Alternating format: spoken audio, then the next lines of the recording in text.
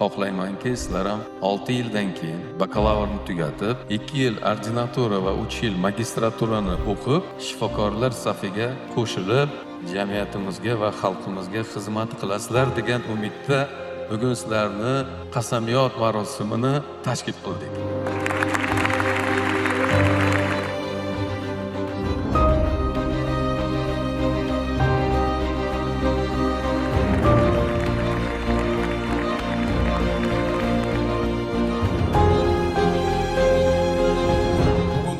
Yoshlarimiz oq xalatni kiyib, bir juda katta o'ziga mas'uliyatni olib, kelajakka o'zini vazifalarini belgilab olib, kelajakda albatta mana shu dargohda o'qib bitirib, juda yetuk kadr bo'lib yetishadigan umiddamiz. Juda ham sharafli gap. Chunki bir insonning taqdiri sizni bizning qo'limizda bo'ladi. Mana yuqorida ustozlarimiz aytdilar, bu universitetga kirdi, talaba bo'ldi, mutaxassis bo'ldi degan emas.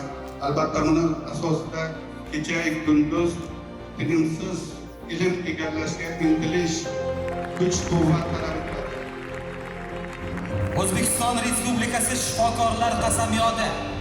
Men Buxoro shahridagi Zarmet universitetining tibbiyot fakultetiga o'qishga qabul qilinganligim sharafini chuqur his etgan holda shifokor degan yuksak va nufuzli nomga munosib bo'lish uchun, shuningdek, o'z tibbiy faoliyatimni boshlash arafasida vatan, haqiqat va xalq oldida tantanali ravishda qasamyod qilaman.